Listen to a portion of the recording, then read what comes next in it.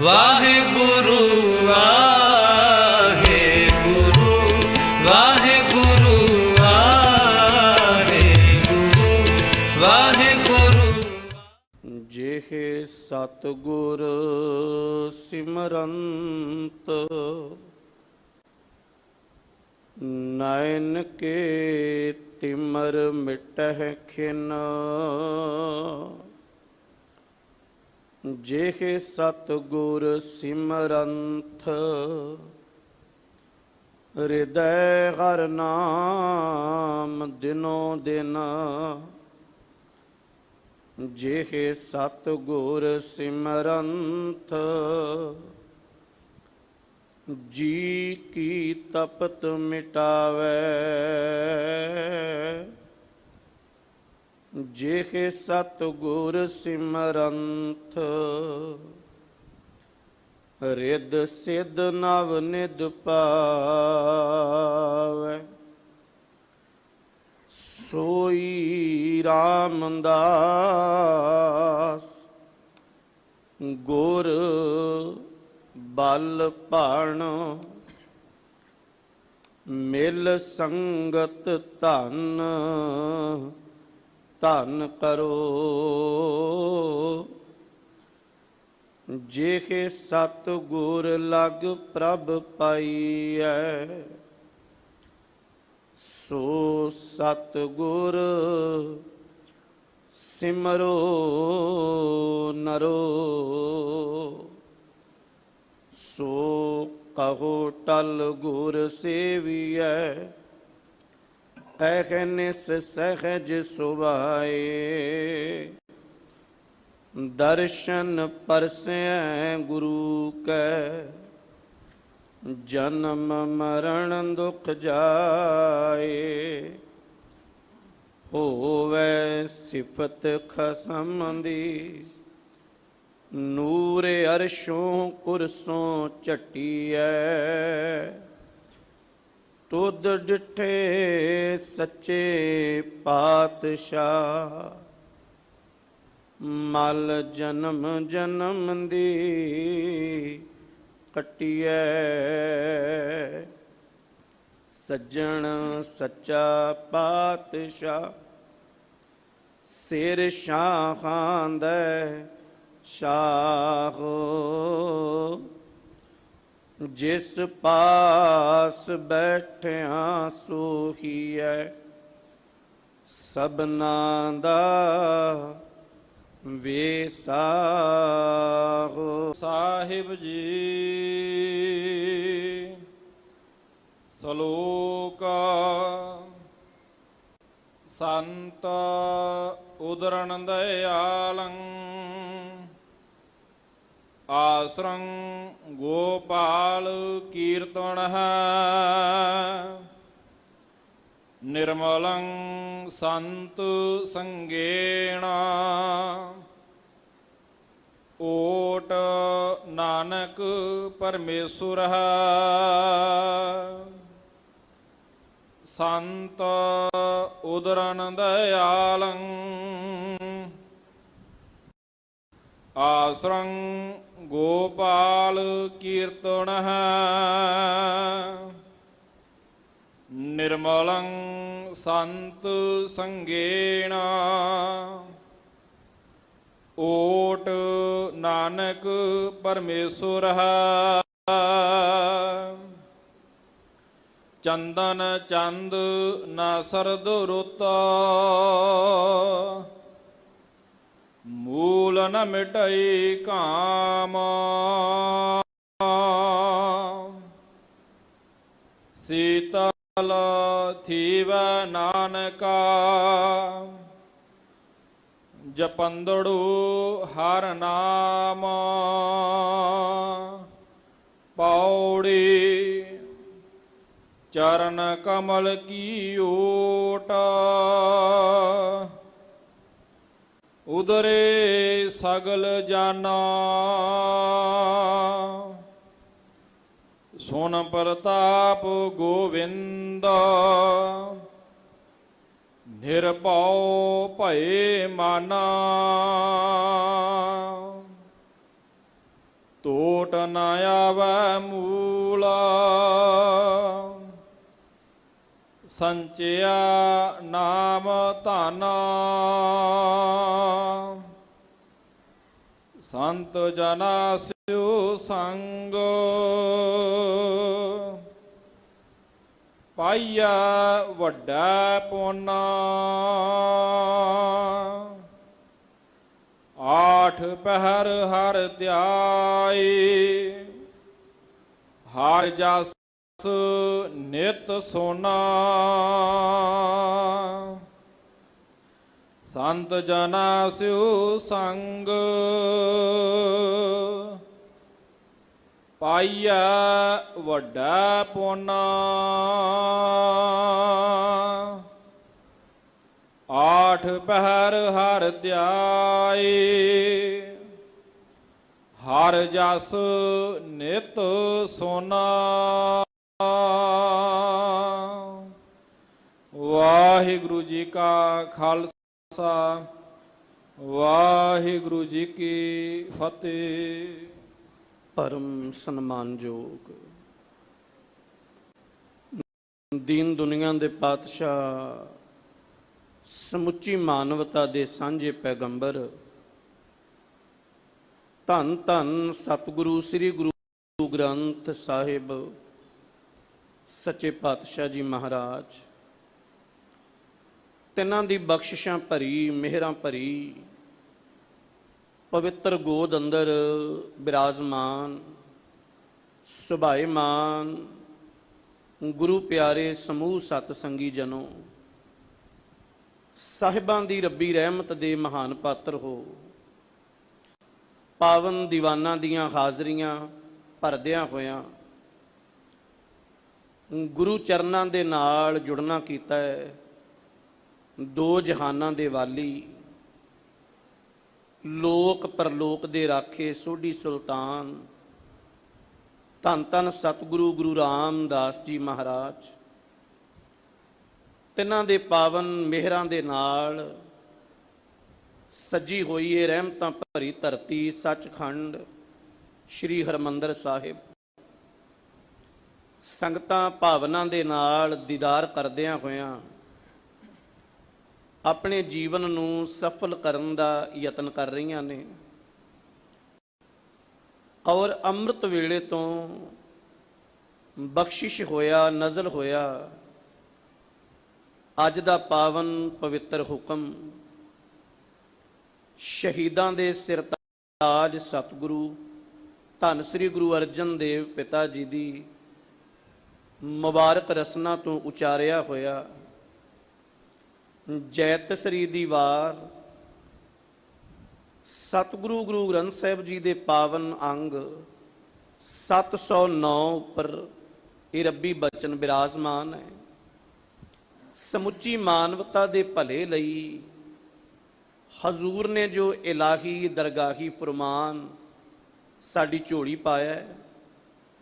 ਆਓ ਇਸ ਪਾਵਨ ਅਸਥਾਨ ਗੁਰਦੁਆਰਾ ਸ੍ਰੀ ਮੰਜੀ ਸਾਹਿਬ ਦੀਵਾਨ ਹਾਲ ਤੋਂ ਹਜ਼ੂਰ ਦੀਆਂ ਅਸੀਸਾਂ ਨੂੰ ਰੋਜ਼ਾਨਾ ਹੀ ਮਾਣਦੇ ਹੋ।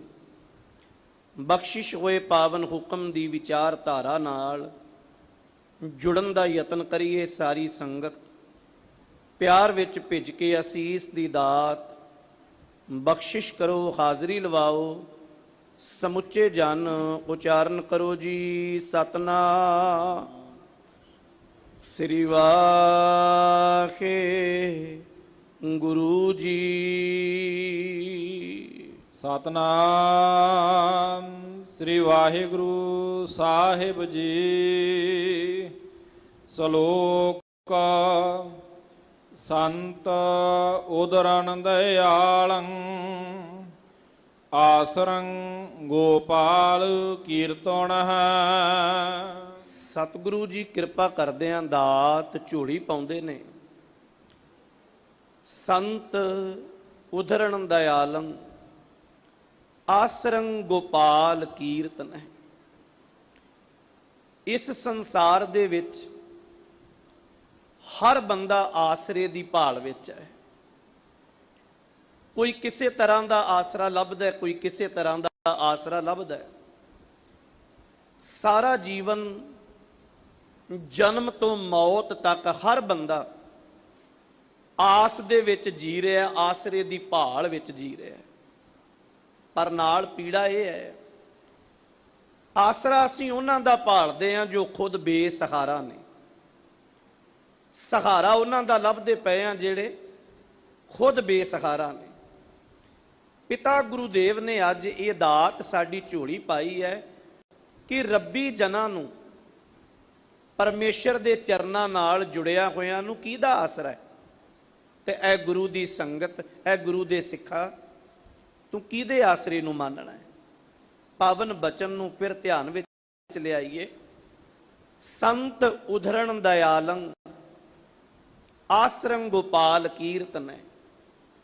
ਸੰਤ ਜਨਾਂ ਨੂੰ ਵਾਹਿਗੁਰੂ ਦੇ ਘਰ ਦੀ ਕੀਰਤੀ, ਸਿਫਤ ਸਲਾਹ, ਉਹਦੇ ਕੀਰਤਨ ਦਾ, ਉਹਦੀ ਬੰਦਗੀ ਦਾ ਭਰੋਸਾ ਹੈ, ਆਸਰਾ ਹੈ। ਔਰ ਉਹ ਇਸ ਆਸਰੇ ਨਾਲ ਹੀ ਆਪਣੀ ਜ਼ਿੰਦਗੀ ਨੂੰ ਸੰਸਾਰ ਤੋਂ ਨਿਰੰਕਾਰ ਦੇ ਨਾਲ ਜੋੜ ਲੈਂਦੇ ਨੇ। ਜੀਵਨ ਵਿੱਚ ਸਤਿਗੁਰੂ ਜੀ ਕਹਿੰਦੇ ਨੇ ਸਭ ਤੋਂ ਵੱਡਾ ਆਸਰਾ ਜੇਕਰ ਕੋਈ ਹੈ ਤੇ ਉਹ ਹੈ ਪਰਮ ਪਿਤਾ ਪਰਮਾਤਮਾ ਦੇ ਚਰਨਾਂ ਦਾ, ਵਾਹਿਗੁਰੂ ਦੇ ਨਾਮ ਦਾ, ਮਾਲਕ ਦੇ ਦਰ ਦਾ, ਮਾਲਕ ਦੇ ਘਰ ਦਾ।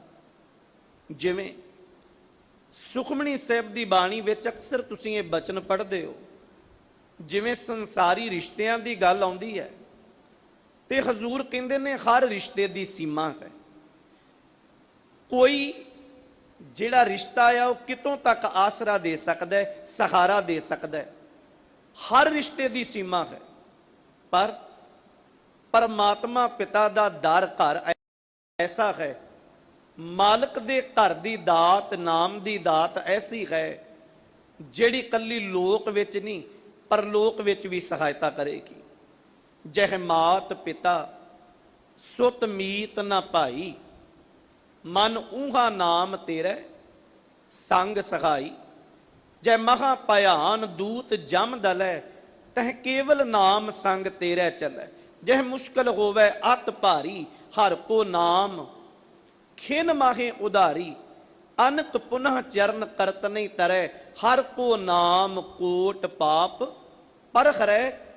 ਉਹ ਰੱਬ ਦੇ ਨਾਮ ਦਾ, ਕੀਰਤਨ ਦਾ, ਬੰਦਗੀ ਦਾ ਆਸਰਾ ਤੱਕਿਆ ਆ ਰੱਬ ਦੇ ਪਿਆਰੇ ਸੰਤ ਜਨਾਂ ਨੇ। ਧੰਨ ਗੁਰੂ ਨਾਨਕ ਸਾਹਿਬ ਦੇ ਘਰ ਵਿੱਚ ਬੜੀ ਵੱਡੀ ਮਹਾਨਤਾ ਦਿੱਤੀ ਗਈ ਪਿਆਰਿਓ, ਕੀਰਤੀ ਨੂੰ, ਕੀਰਤਨ ਨੂੰ। ਮੈਂ ਫਿਰ ਅਰਜ਼ ਕਰਦੇ ਹਾਂ, ਕੀਰਤਨ ਦਾ ਅਖਰੀ ਅਰਥ ਹੀ ਪਰਮਾਤਮਾ ਦੀ ਸਿਫਤ ਕਰਨ ਦਾ ਨਾਂ ਹੈ। ਉਹ ਕੀਰਤੀ ਕੋਈ ਕਿਸੇ ਰੂਪ 'ਚ ਵੀ ਕਰ ਰਿਹਾ ਹੈ, ਉਹ ਕੀਰਤਨ ਹੀ ਹੈ, ਉਹ ਉਹਦੀ ਸਿਫਤ ਸਲਾਹ ਹੀ ਹੈ। ਸਤਿਗੁਰੂ ਜੀ ਰੱਬੀ ਬਾਣੀ 'ਚ ਇਹ ਦਾਤ ਸਾਡੀ ਝੋਲੀ ਪਾਉਂਦੇ ਨੇ ਕਿ ਹਰ ਕੀਰਤਨ, ਹਰ ਕੀਰਤ ਸਾਧ ਸੰਗਤ ਹੈ। ਸਿਰ ਕਰਮਨ ਕੈ ਕਰਮਾ, ਕਹੋ ਨਾਨਕ ਜਿਸ ਭਇਓ ਪ੍ਰਾਪਤ, ਤਿਸ ਪੁਰਬ ਲਿਖੇ ਕਾ ਲੈਣਾ। ਕੀਰਤਨ ਦੀ ਦਾਤ ਐਸੀ ਹੈ, ਕਰਮ ਧਰਮ ਪਾਖੰਡ ਜੋ ਦੀਸੈ, ਤਿੰਨ ਜਮ ਜਾਗਾਤੀ ਲੂਟੈ। ਜਿਹੜੇ ਕਰਮ ਅਸੀਂ ਧਰਮ ਦੇ ਨਾਂ ਤੇ ਕਰ ਰਹੇ ਹਾਂ, ਕੁਝ ਕਰਮ ਕਾਂਡ ਐਸੇ ਇਨਸਾਨ ਕਰਦਾ ਹੈ ਜਿਨ੍ਹਾਂ ਉੱਤੇ ਕੁਝ ਧਰਮ ਦੇ ਲੋਕਾਂ ਨੇ ਮੋਹਰ ਲਾ ਦਿੱਤੀ, ਪਰ ਹਜ਼ੂਰ ਕਹਿੰਦੇ ਨੇ ਸਾਰੇ ਦੇ ਸਾਰੇ ਪਖੰਡ ਨੇ। ਇਹਨਾਂ ਦਾ ਜਿਹੜਾ ਫਲ ਆ ਉਹ ਤੇ ਜਮਾਂ ਨੇ ਜਗਾਤ ਵਿੱਚ ਹੀ ਲੈ ਜਾਣਾ, ਭਾਵ ਟੈਕਸ ਦੇ ਰੂਪ 'ਚ ਲੈ ਜਾਣਾ। ਮਾਲਕ ਦੇ ਦਰ ਤੱਕ ਤੇਰੇ ਨਾਲ ਕੀ ਜਾਏਗਾ। ਕਰਮ ਧਰਮ ਪਾਖੰਡ ਜੋ ਦੀਸੈ, ਤਿੰਨ ਜਮ ਜਾਗਾਤੀ ਲੂਟੈ। ਨਿਰਬਾਣ ਕੀਰਤਨ ਗਾਵੋ ਕਰਤੇ ਕਾ, ਨਿਮਕ ਸਿਮਰਤ ਜਿਤ ਛੂਟੈ। ਉਸ ਵਾਹਿਗੁਰੂ ਦੇ ਨਾਮ ਦੀ ਕੀਰਤੀ ਕਰ। ਉਹ ਕੀਰਤਨ ਕੀਤਿਆਂ, ਕੀਰਤਨ ਸੁਣਿਆ, ਤੇਰੀ ਜ਼ਿੰਦਗੀ ਦਾ ਨਿਮਖ ਦੇ ਵਿੱਚ ਹੀ ਨਿਸਤਾਰਾ ਹੋ ਜਾਏਗਾ, ਕਿਉਂਕਿ ਕੀਰਤਨ ਦਾ ਬੜਾ ਵੱਡਾ ਆਸਰਾ ਹੈ। ਛੋਟਾ ਜਿਹਾ ਬੋਲ ਇੱਕ ਇਤਿਹਾਸ ਵਿੱਚੋਂ ਕਵਾਂ, ਗੱਲ ਨੇੜਿਓਂ ਪਕੜ 'ਚ ਆਏਗੀ। ਬੜੀ ਪਵਿੱਤਰ ਧਰਤੀ ਹੈ। ਰੱਬੀ ਬਾਣੀ ਨੇ ਆਖਿਆ, ਫੇਰ ਵਸਾਇਆ ਫੇਰ ਆਣ ਸਤਿਗੁਰ ਖਡੂਰ। ਬਾਬੇ ਫੇਰੂ ਮਲ ਦੇ ਸੁਪੁੱਤਰ ਸਤਿਕਾਰਯੋਗ ਸਤਿਗੁਰੂ ਧੰਨ ਸ਼੍ਰੀ ਗੁਰੂ ਅੰਗਦ ਸਾਹਿਬ ਜੀ ਮਹਾਰਾਜ, ਖਡੂਰ ਦੀ ਧਰਤੀ ਨੂੰ ਉਹਨਾਂ ਨੇ ਖਡੂਰ ਸਾਹਿਬ ਬਣਾ ਦਿੱਤਾ। ਜਿਸ ਦਿਨ ਗੁਰੂ ਨਾਨਕ ਸਾਹਿਬ ਸਤਿਗੁਰੂ ਦੀ ਸੰਗਤ ਮਾਣੀ 7 ਸਾਲ 1532 ਤੋਂ 1539 ਤੱਕ ਬਖਸ਼ਿਸ਼ ਪਾਈ, ਕਰਤਾਰਪੁਰ ਸਾਹਿਬ ਤੋਂ ਚੱਲ ਕੇ ਮਹਾਰਾਜ ਖਡੂਰ ਸਾਹਿਬ ਆ ਗਏ। ਸਭ ਤੋਂ ਵੱਡੀ ਅੰਦਰ ਵਿਛੋੜੇ ਦੀ ਇੱਕ ਪੀੜ ਇਹ ਸੀ ਕਿ ਕੁਝ ਲੋਕ ਉਹ ਸਨ ਜਿਹੜੇ ਗੁਰੂ ਅੰਗਦ ਸਾਹਿਬ ਜੀ ਦੀ ਗੱਦੀ ਮਿਲਣ ਤੇ ਵਿਰੋਧਤਾ ਕਰਦੇ ਸਨ, ਤੇ ਇੱਕ ਅੰਦਰ ਪੀੜਾ ਇਹ ਹੈ, ਦਰਦ ਇਹ ਹੈ, ਜਿਸ ਮਾਹੀ ਦੇ, ਜਿਸ ਮਾਲਕ ਸਤਿਗੁਰੂ ਗੁਰੂ ਨਾਨਕ ਸਾਹਿਬ ਦੇ ਧੰਨ ਗੁਰੂ ਅੰਗਦ ਸਾਹਿਬ ਰੋਜ਼ ਦੀਦਾਰੇ ਕਰਦੇ ਸਨ, ਅੱਜ ਉਸ ਸਰੂਪ ਵਿੱਚ ਦੀਦਾਰ ਨਹੀਂ ਹੋ ਰਹੇ। ਤੇ ਰਿਸ਼ਤੇ ਵਿੱਚੋਂ ਲੱਗਦੀ ਹੋਈ ਭੂਆ, ਮਾਤਾ ਪਿਰਾਈ, ਜਿਨ੍ਹਾਂ ਦੇ ਘਰ ਵਿੱਚ ਗੁਰੂ ਅੰਗਦ ਸਾਹਿਬ ਜੀ ਕੁਝ ਸਮੇਂ ਲਈ ਇਕਾਂਤ ਵਸ ਹੋ ਗਏ, ਦਰਵਾਜ਼ਾ ਬੰਦ ਹੋ ਗਿਆ। ਗੁਰੂ ਨਾਨਕ ਸਾਹਿਬ ਦੇ ਜੋਤੀ ਜੋਤ ਸਮਾਉਣ ਤੋਂ ਬਾਅਦ ਸੰਗਤਾਂ ਗੁਰੂ ਅੰਗਦ ਸਾਹਿਬ ਦੇ ਚਰਨਾਂ ਨਾਲ ਜੁੜੀਆਂ। ਮਹਾਰਾਜ ਕਰਤਾਰਪੁਰ ਸਾਹਿਬ ਤੋਂ ਚੱਲ ਕੇ ਖਡੂਰ ਸਾਹਿਬ ਆ ਗਏ, ਪਰ ਖਡੂਰ ਸਾਹਿਬ ਦੀ ਧਰਤੀ ਤੇ ਹੁਣ ਸੰਗਤ ਬੇਬਲ ਹੈ, ਗੁਰੂ ਅੰਗਦ ਸਾਹਿਬ ਦੇ ਦੀਦਾਰ ਨਹੀਂ ਹੋ ਰਹੇ। ਤੇ ਬ੍ਰਹਮ ਗਿਆਨੀ ਬਾਬਾ ਬੁੱਢਾ ਸਾਹਿਬ ਦੇ ਅੱਗੇ ਹੱਥ ਜੋੜੇ ਸੰਗਤ ਨੇ, ਬਾਬਾ ਜੀ ਤੁਹਾਡੇ ਲਈ ਗੁਰੂ ਨਾਨਕ ਸਾਹਿਬ ਨੇ ਇੱਕ ਬਚਨ ਆਖਿਆ, ਬੁੱਢਿਆ ਤੇਰੇ ਤੋਂ ਕਦੇ ਓਲੇ ਨਾ ਹੋਸਾਂ, ਮਿਹਰ ਕਰੋ ਸਤਿਗੁਰੂ ਦੇ ਦੀਦਾਰ ਕਿਵੇਂ ਕੀਤੇ ਜਾਣ। ਹਜ਼ੂਰ ਤੇ ਕਿਤੇ ਨਾ ਕਿਤੇ ਇਕਾਂਤ ਵਸ ਬੈਠੇ ਨੇ ਔਰ ਸਾਡੇ ਲਈ ਲੱਭਣਾ ਅਜੇ ਔਖਾ ਹੈ। ਬਾਬਾ ਬੁੱਢਾ ਸਾਹਿਬ ਨੇ ਮਾਤਾ ਪਿਰਾਈ ਨੂੰ ਪੁੱਛਿਆ, ਪਰ ਉਹਨਾਂ ਅੱਗਿਓਂ ਕੋਈ ਠੋਸ ਜਵਾਬ ਨਾ ਦਿੱਤਾ। ਪਰ ਉਹਨਾਂ ਦੇ ਮਸਤਕ ਉੱਤੇ ਡੁੱਲਦਾ ਹੋਇਆ ਨੂਰ ਇਸ ਗੱਲ ਦਾ ਜਵਾਬ ਦੇ ਗਿਆ ਕਿ ਗੁਰੂ ਅੰਗਦ ਸਾਹਿਬ ਇੱਥੇ ਹੀ ਨੇ, ਦਰਵਾਜ਼ਾ ਬੇਸ਼ੱਕ ਬਾਹਰੋਂ ਬੰਦ ਹੈ। ਬਾਬਾ ਬੁੱਢਾ ਸਾਹਿਬ ਕਹਿੰਦੇ ਨੇ, ਇੱਕ ਤਰੀਕਾ ਹੈ ਅੱਜ ਭਰਮ ਵਾਲੇ ਪਰਦੇ ਖੋਲ ਕੇ ਧਰਮ ਨਾਲ ਜੁੜ ਜਾਣ ਦਾ। ਸੰਗਤ ਜੀ ਇੱਥੇ ਬੈਠ ਕੇ ਕੀਰਤਨ ਆਰੰਭ ਕਰੋ। ਜਿੱਦਣ ਕੀਰਤਨ ਦੇ ਦਾਤੇ ਦੇ ਸਨਮੁਖ ਕੀਰਤਨ ਹੋਏਗਾ, ਉਹਦੇ ਦੀਦਾਰ ਜ਼ਰੂਰ ਹੋਣਗੇ।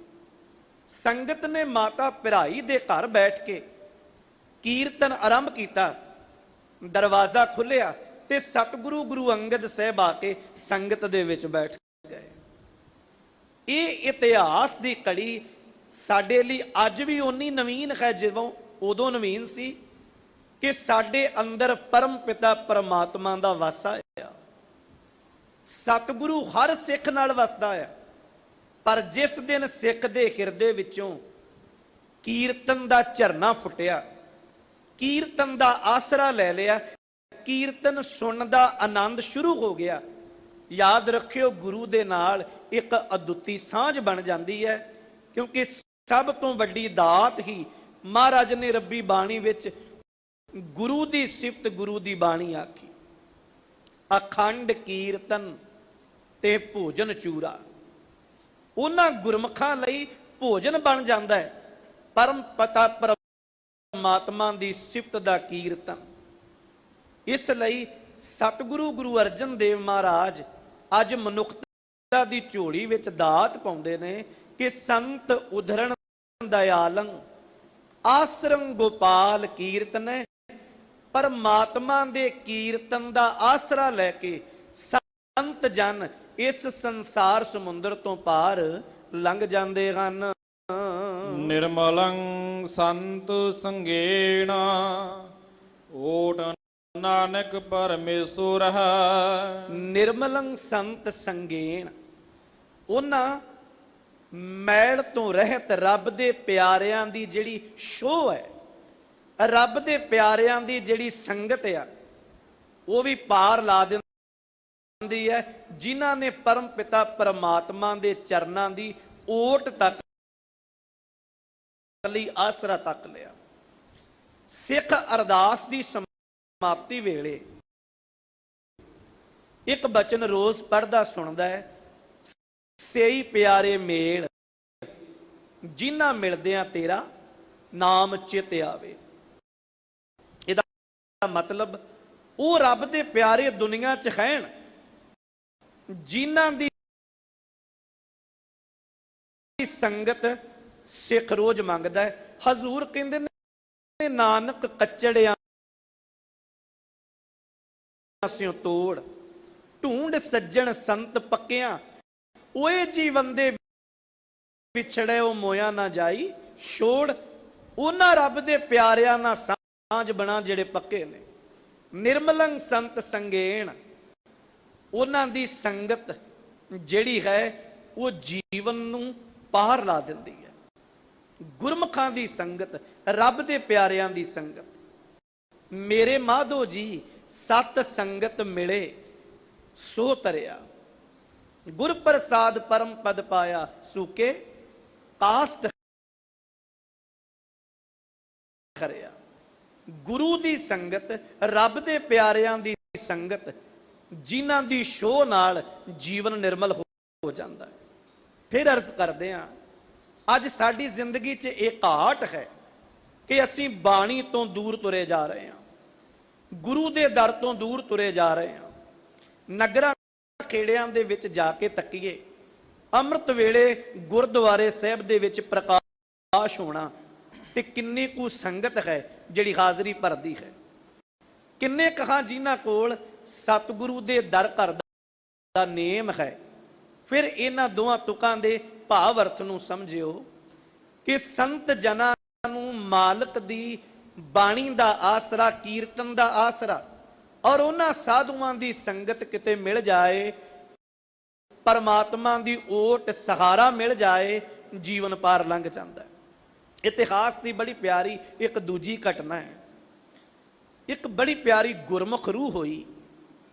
ਸਤਿਕਾਰਯੋਗ ਪ੍ਰੋਫੈਸਰ ਪੂਰਨ ਸਿੰਘ ਜੀ, ਇਸ ਛੋਟੀ ਜੀ ਸਾਖੀ ਵਿੱਚੋਂ ਬੜਾ ਕੁਝ ਵੇਖਣ ਨੂੰ ਮਿਲੇਗਾ। ਜਿਵੇਂ ਅੱਜ ਜਦੋਂ ਅਸੀਂ ਰਿਸ਼ਤਿਆਂ ਵੱਲ ਤੱਕਦੇ ਆ ਨਾ, ਜਿੰਨੀ ਪਾਕੀਜ਼ਗੀ, ਜਿੰਨੀ ਪਵਿੱਤਰਤਾ ਗੁਰੂ ਨਾਨਕ ਸਾਹਿਬ ਨੇ ਸੰਸਾਰੀ ਰਿਸ਼ਤਿਆਂ ਨੂੰ ਦਿੱਤੀ ਸੀ। ਖਿਮਾ ਕਰਨਾ, ਅੱਜ ਸੋਸ਼ਲ ਮੀਡੀਆ ਇਸ ਗੱਲ ਤੇ ਵਾਰ-ਵਾਰ ਦੱਸ ਰਿਹਾ ਕਿ ਦੌੜ ਮਾਇਆ ਦੀ ਇੰਨੀ ਕੁ ਬਣ ਗਈ, ਪਦਾਰਥਵਾਦ ਦੀ ਇੰਨੀ ਕੁ ਦੌੜ ਹੈ, ਅਸੀਂ ਉਹ ਦਿਨੋਂ ਦਿਨ ਟੁੱਟਦੇ ਜਾ ਰਹੇ ਹਾਂ। ਹਜ਼ਾਰਾਂ ਕੇਸ ਰੋਜ਼ਾਨਾ ਫਾਈਲ ਹੋ ਰਹੇ ਨੇ ਕਿ ਬੰਦਾ ਸੰਸਾਰ ਦੇ ਰਿਸ਼ਤਿਆਂ ਨੂੰ ਅਹਿਮੀਅਤ ਨਹੀਂ ਦੇ ਰਿਹਾ, ਪਰ ਜੇ ਉਹਨਾਂ ਰਿਸ਼ਤਿਆਂ ਦੀ ਪਵਿੱਤਰਤਾ ਨੂੰ ਸਮਝੀਏ ਬੜਾ ਕੁਝ ਮਿਲਦਾ ਹੈ। ਰਾਵਲਪਿੰਡੀ ਦੀ ਧਰਤੀ, ਪ੍ਰੋਫੈਸਰ ਪੂਰਨ ਸਿੰਘ ਬਚਪਨ ਵਿੱਚ ਬੜੇ ਹੁਸ਼ਿਆਰ ਸਨ।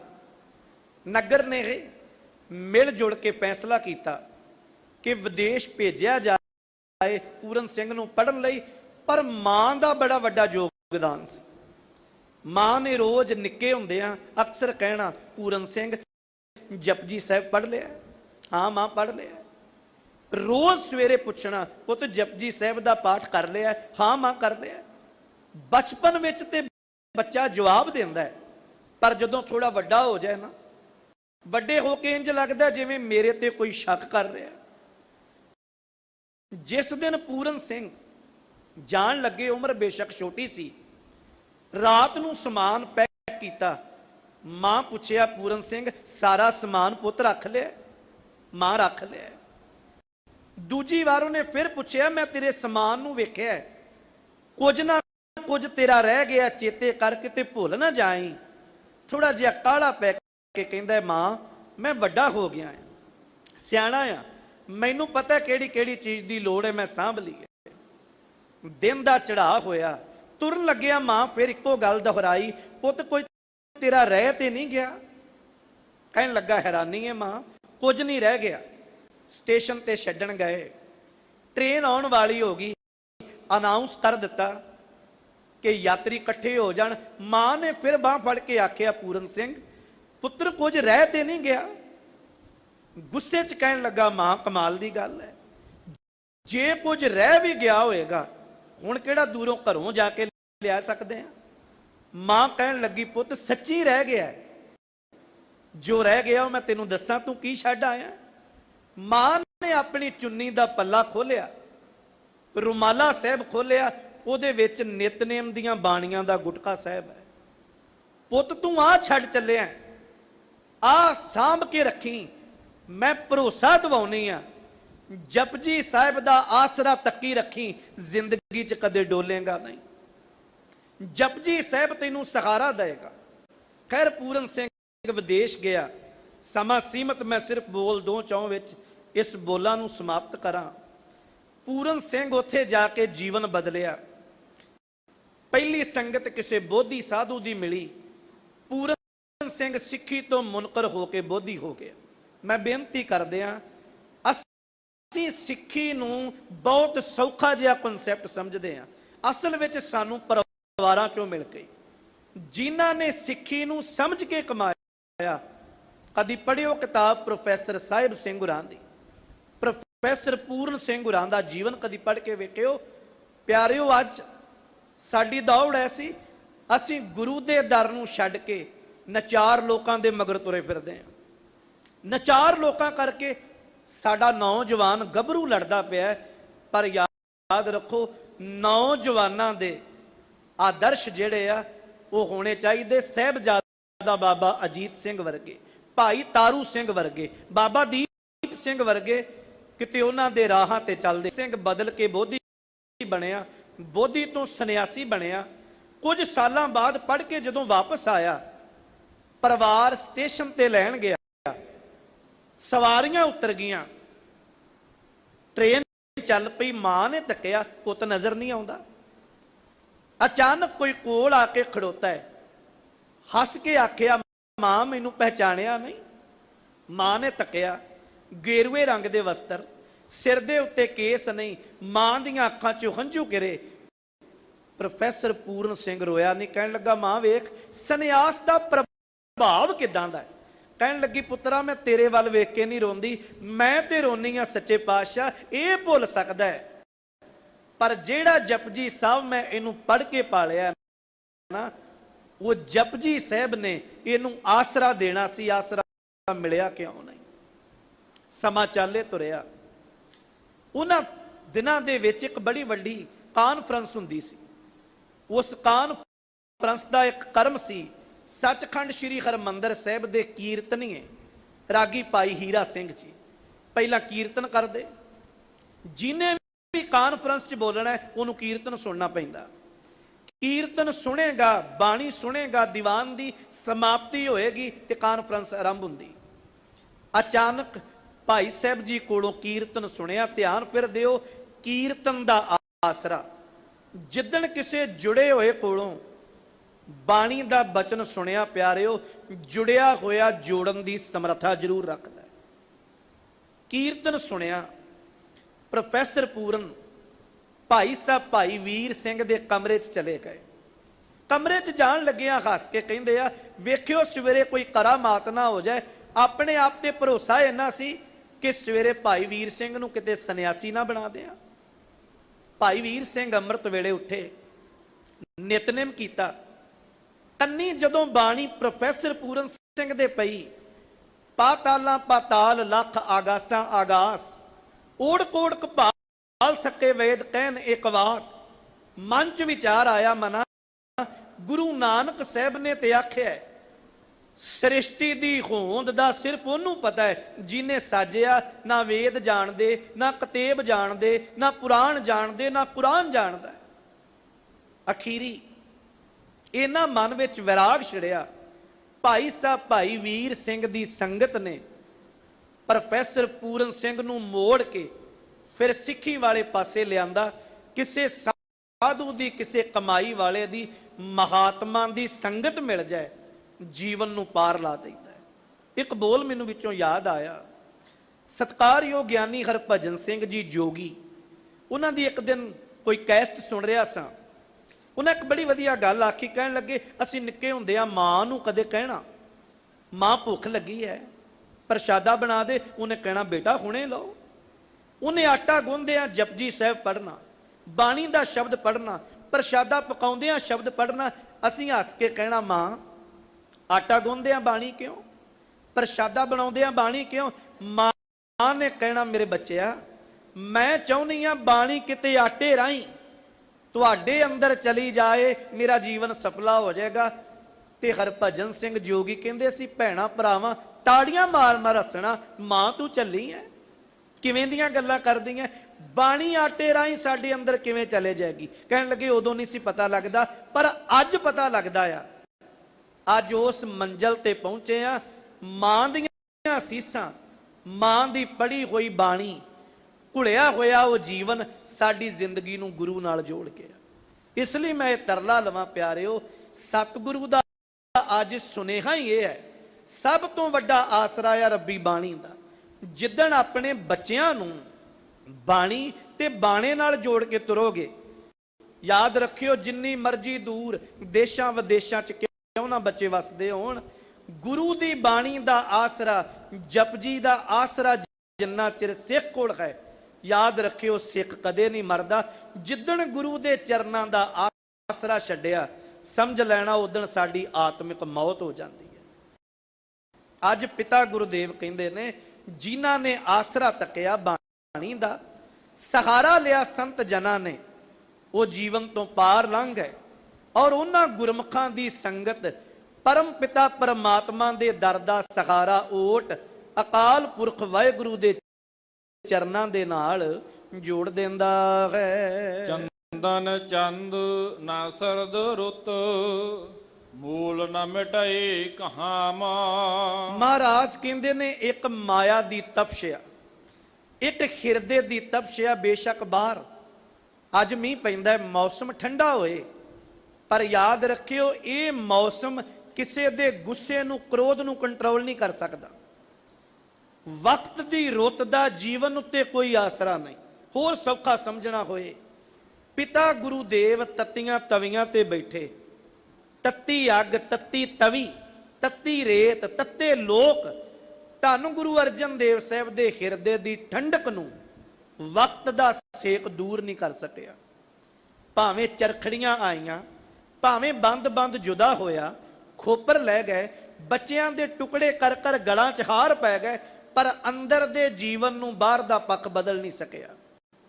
ਹਜ਼ੂਰ ਕਹਿੰਦੇ ਨੇ ਜਿਹੜੀ ਹਿਰਦੇ ਦੀ ਤਪਸ਼ਿਆ, ਹਿਰਦੇ ਦੀ ਪੀੜਾ ਆ, ਦੁੱਖ ਆ, ਚੰਦਨ ਚੰਦ ਨਾ ਸਰਦ ਰੁੱਤ, ਨਾ ਤੇ ਚੰਦ ਦੀ ਠੰਡੀ ਰੌਸ਼ਨੀ ਜੀਵਨ ਨੂੰ ਬਦਲਾ ਸਕਦੀ ਹੈ, ਨਾ ਸਰਦੀ ਦੀ ਠੰਡ, ਸਰਦੀ ਦੀ ਰੁੱਤ ਹੀ ਜੀਵਨ ਨੂੰ ਬਦਲਾਉਣ ਵਿੱਚ ਮਦਦ ਕਰਦੀ ਹੈ। ਸੀਤਲ ਥੀਵੈ ਨਾਨਕਾ, ਜਪੰਦੜੋ ਹਰ ਨਾਮ।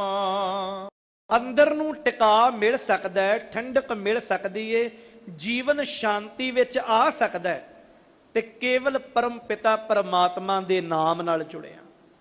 ਸੰਸਾਰ ਕੁਝ ਕਹਿੰਦਾ ਹੋਵੇ, ਪਰ ਜਦੋਂ ਧਰਮ ਦੀ ਗੱਲ ਨੂੰ ਪੜੋਗੇ ਨਾ, ਸੱਚੇ ਪਾਤਸ਼ਾਹ ਇਹ ਗੱਲ ਤਾਂ ਹੀ ਕਹਿੰਦੇ ਆ ਨਾ, ਫਰੀਦਾ ਜੋ ਤੈ ਮਾਰਨ ਮੁਕੀਆਂ, ਤਿਨਾਂ ਨਾ ਮਾਰੇ ਘੁੰਮ, ਆਪਣੜੇ ਕਰ ਜਾਈਏ ਪੈਰ ਤਿਨਾਂ ਦੇ ਚੁੰਮ। ਫਰੀਦਾ ਬੁਰੇ ਦਾ ਭਲਾ ਕਰ, ਗੁੱਸਾ ਮਨ ਨਾ ਹੰਡਾਏ, ਦੇਹੀ ਰੋਗ ਨਾ ਲੱਗਈ ਪੱਲੇ, ਸਭ ਕਿਛ ਪਾਏ, ਅੰਦਰ ਠੰਡਕ ਦਏਗਾ ਤੇ ਪਰਮੇਸ਼ਰ ਦਾ ਨਾਮ, ਵਾਹਿਗੁਰੂ ਦੀ ਯਾਦ। ਹਜ਼ੂਰ ਕਹਿੰਦੇ ਨੇ ਮਾਲਕ ਦਾ ਨਾਮ ਹੀ ਅੰਦਰ ਨੂੰ, ਜੀਵਨ ਨੂੰ ਠੰਡਕ ਬਖਸ਼ਦਾ ਹੈ। ਪੌੜੀ ਚਰਨ ਕਮਲ ਕੀ ਓਟ, ਉਦਰੇ ਸਗਲ ਜਾਨਾ। ਜਿਨ੍ਹਾਂ ਜਿਨ੍ਹਾਂ ਰੱਬੀ ਪਿਆਰਿਆਂ ਨੇ ਪਰਮ ਪਿਤਾ ਪਰਮਾਤਮਾ ਦੇ ਚਰਨਾਂ ਦਾ ਆਸਰਾ ਤੱਕਿਆ, ਜਿਨ੍ਹਾਂ ਨੇ ਮਾਲਕ ਦੀ ਓਟ ਲਈ, ਸਹਾਰਾ ਲਿਆ, ਉਹ ਸਗਲੇ ਜਨ ਇਸ ਸੰਸਾਰ ਤੋਂ ਆਪਣੇ ਜੀਵਨ ਨੂੰ ਸਫਲ ਕਰ ਗਏ। ਸਫਲ ਸਫਲ ਸਫਲ ਭਈ ਯਾਤਰਾ, ਆਵਣ ਜਾਣ ਰਹੇ ਮਿਲ ਸਾਥਾ। ਕਿੰਨੀ ਸੰਗਤ ਸਤਿਗੁਰੂ ਗੁਰੂ ਰਾਮਦਾਸ ਪਿਤਾ ਦੇ ਦਰਬਾਰ ਵਿੱਚ ਆਉਂਦੀ ਹੈ, ਕਿੱਥੋਂ ਕਿੱਥੋਂ ਰੱਬ ਦੇ ਪਿਆਰੇ ਚੱਲ ਕੇ ਆਉਂਦੇ ਨੇ, ਪਰ ਧੰਨ ਗੁਰੂ ਗ੍ਰੰਥ ਸਾਹਿਬ ਦੀ ਬਾਣੀ ਇਸ ਗੱਲ ਦੀ ਗਵਾਹੀ ਭਰਦੀ ਹੈ ਕਿ ਸੋਢੀ ਸ੍ਰਿਸ਼ਟ ਸਕਲ ਤਾਰਨ ਕੋ, ਸਮੁੱਚੀ ਦੁਨੀਆ ਨੂੰ ਤਾਰਨ ਦੀ ਜ਼ਿੰਮੇਵਾਰੀ, ਸੋਢੀ ਸ੍ਰਿਸ਼ਟ ਸਕਲ ਤਾਰਨ ਕੋ, ਅਬ ਗੁਰ ਰਾਮਦਾਸ ਕੋ ਮਿਲੀ ਵਡਾਈ। ਇਸ ਤਰ੍ਹਾਂ ਜਿਹੜੇ ਜਨ, ਜਿੰਨੀ ਕਾਇਨਾਤ ਦੁਨੀਆ ਦੇ ਲੋਕ ਸਤਿਗੁਰੂ ਦੇ ਦਰ ਘਰ ਦਾ ਆਸਰਾ ਤੱਕਦੇ ਨੇ, ਮਹਾਰਾਜ ਕਹਿੰਦੇ ਨੇ ਜੀਵਨ ਵਿੱਚ ਉਹਨਾਂ ਦਾ ਉਧਾਰ ਹੁੰਦਾ ਹੈ। ਸੁਣ ਪ੍ਰਤਾਪ ਗੋਬਿੰਦ ਨਿਰਭਉ ਭਏ ਮਨ। ਜਦੋਂ ਮਾਲਕ ਦੇ ਘਰ ਦਾ ਪ੍ਰਤਾਪ ਸੁਣਿਆ, ਸ਼ੋਭਾ ਸੁਣੀ ਤੇ ਮਨ ਨਿਰਭਉ ਹੋ ਗਿਆ। ਇੱਕ ਹੈ ਭਉ ਵਿੱਚ ਰਹਿਣਾ, ਇੱਕ ਹੈ ਨਿਰਭਉ ਹੋ ਜਾਣਾ। ਸਾਰਾ ਸੰਸਾਰ ਭਉ ਵਿੱਚ ਹੀ ਜੀਂਦਾ ਹੈ।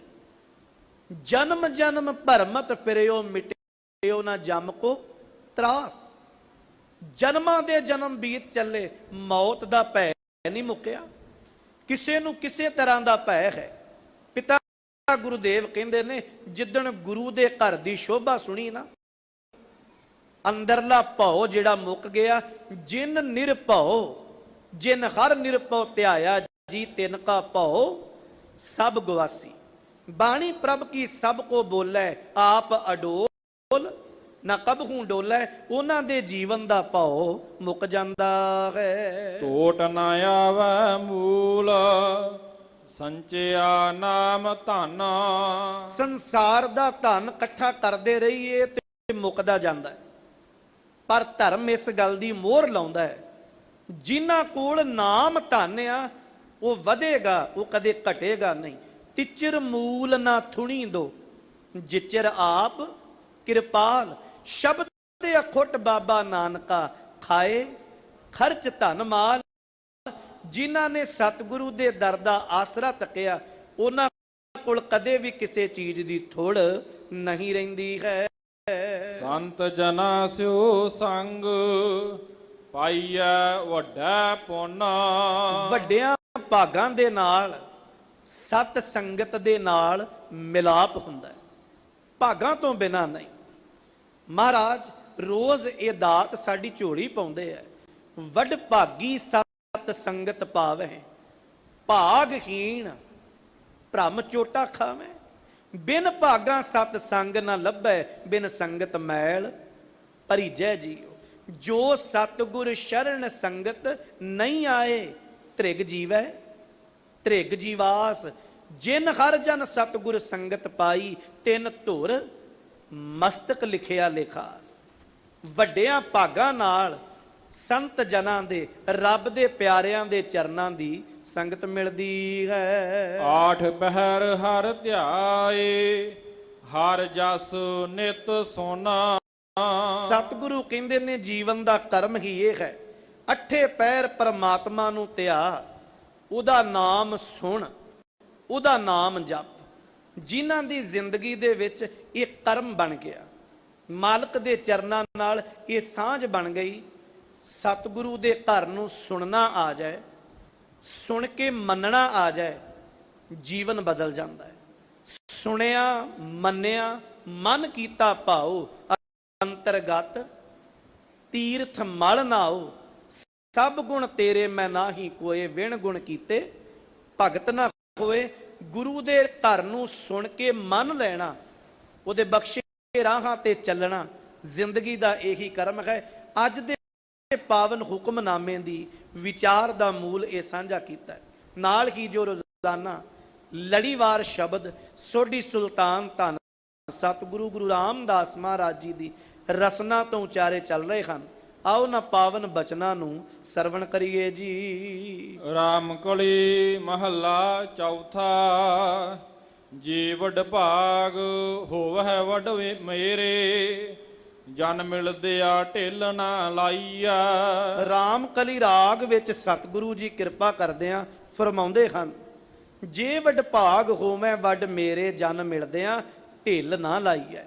ਕਹਿੰਦੇ ਨੇ, ਜਦੋਂ ਕਿਤੇ ਸੰਗਤ ਦਾ ਮਿਲਾਪ ਹੋਵੇ, ਜਦੋਂ ਕਿਤੇ ਸੁਭਾਗ ਬਣੇ। ਕਈ ਵਾਰੀ ਇੰਜ ਹੁੰਦਾ ਹੈ, ਕੋਈ ਤੁਰਿਆ ਜਾ ਰਿਹਾ ਹੈ, ਗੁਰਦੁਆਰਾ ਸਾਹਿਬ ਨੂੰ ਅਚਾਨਕ ਆਵਾਜ਼ ਦੇ ਦਿੱਤੀ, ਚੱਲ ਵੀ ਗੁਰਦੁਆਰਾ ਸਾਹਿਬ ਦੀਦਾਰ ਕਰ ਆਈਏ।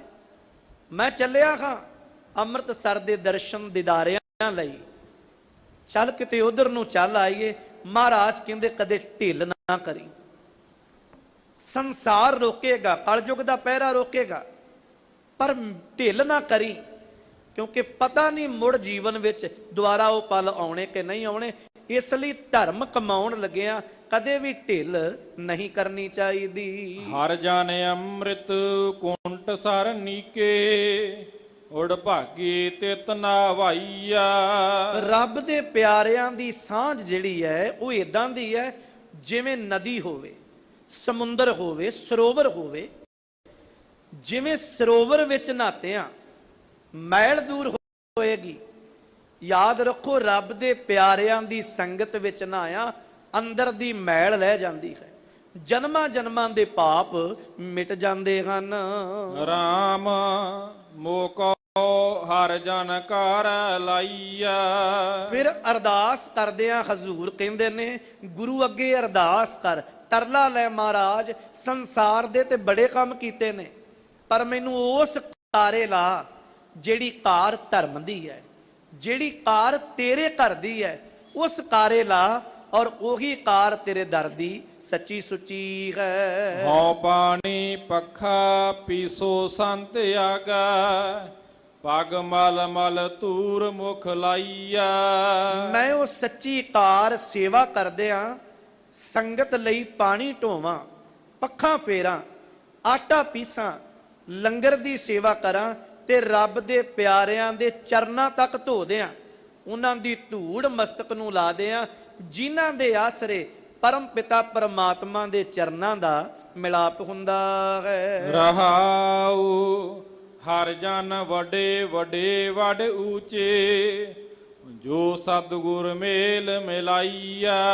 ਮਹਾਰਾਜ ਕਹਿੰਦੇ ਨੇ ਰੱਬ ਦੇ ਪਿਆਰੇ ਵੀ ਰੱਬ ਵਰਗੇ ਹੀ ਹੋ ਜਾਂਦੇ ਨੇ ਜਿਹੜੇ ਦੂਜਿਆਂ ਨੂੰ ਮਾਲਕ ਦੇ ਚਰਨਾਂ ਨੂੰ ਮਿਲਾਉਣ ਦੀ ਸਮਰੱਥਾ ਰੱਖਦੇ ਨੇ। ਬਾਣੀ ਦਾ ਬਚਨ ਹੈ, ਹਰ ਕਾ ਸੇਵਕ ਸੋ ਹਰ ਜੇਹਾ, ਭੇਦ ਨਾ ਜਾਣੋ ਮਾਨਸ ਦੇਹਾ, ਜਿਉ ਜਲ ਤਰੰਗ ਉੱਠੇ ਬਹੁ ਭਾਂਤੀ, ਫਿਰ ਸਲਲੇ ਸਲਲ ਸਮਾਏਂਦਾ। ਬੜੀ ਪਿਆਰੀ ਉਦਾਹਰਨ ਹੈ। ਜਿੰਨੀ ਸੰਗਤ ਸਤਿਗੁਰੂ ਗੁਰੂ ਰਾਮਦਾਸ ਪਿਤਾ ਧੰਨ ਗੁਰੂ ਅਰਜਨ ਦੇਵ ਮਹਾਰਾਜ ਦੇ ਚਰਨਾਂ 'ਚ ਨਮਸਤਕ ਹੁੰਦੀ ਹੈ, ਧਿਆਨ ਦੇਣਾ ਪਰਕਰਮਾਂ ਵਿੱਚ ਬਣਿਆ ਹੋਇਆ ਬਾਬਾ ਦੀਪ ਸਿੰਘ ਜੀ ਦਾ ਅਸਥਾਨ, ਹਰ ਗੁਰੂ ਦਾ ਪਿਆਰਾ ਉੱਥੇ ਵੀ ਸਿਜਦਾ ਕਰਕੇ ਹੀ ਲੰਘਦਾ। ਧਿਆਨ ਦੇਣਾ, ਹੈਣ ਤੇ ਉਹ ਸਿੱਖ ਪਰ ਸੱਚ ਇਹ ਵੇ ਰੱਬ ਦਾ ਪਿਆਰਾ ਰੱਬ ਵਰਗਾ ਹੋ ਜਾਂਦਾ ਹੈ। ਅੱਜ ਮਹਾਰਾਜ ਗੁਰੂ ਰਾਮਦਾਸ ਪਾਤਸ਼ਾਹ ਕਹਿੰਦੇ ਨੇ, ਹਰ ਜਨ ਵੱਡੇ ਵੱਡੇ ਵੱਡ ਉੱਚੇ, ਜੋ ਸਤਿਗੁਰ ਮੇਲ ਮਿਲਾਈਏ, ਜਿਹੜਾ ਸਤਿਗੁਰੂ ਨਾਲ ਮਿਲਾ ਦਏ, ਜੋੜ ਦਏ, ਉਹ ਵੀ ਮਾਲਕ ਵਰਗਾ ਹੀ ਬਣ ਜਾਂਦਾ ਹੈ। ਸਤਿਗੁਰ ਜੀ ਵਡ ਅਬਰ ਨਾ ਕੋਈ, ਮਿਲ ਸਤਿਗੁਰ ਪੁਰਖ ਧਿਆਈਆ। ਕਹਿੰਦੇ ਨੇ ਸਾਂਝ ਸੱਜਣ ਸਿੱਖ ਜਨ ਨਾ ਰੱਖਣੀ ਹੈ, ਪਰ ਧਿਆਉਣਾ ਹਮੇਸ਼ਾ ਸਤਿਗੁਰੂ ਨੂੰ ਹੈ। ਧਿਆਉਣਾ ਜਪਣਾ ਜਿਹੜਾ ਆ ਉਹ ਹਮੇਸ਼ਾ ਸਤਿਗੁਰੂ ਨੂੰ ਹੈ, ਕਿਉਂਕਿ ਸਤਿਗੁਰੂ ਵਰਗਾ ਦੁਨੀਆ ਵਿੱਚ ਦੂਜਾ ਹੋਰ ਕੋਈ ਨਹੀਂ।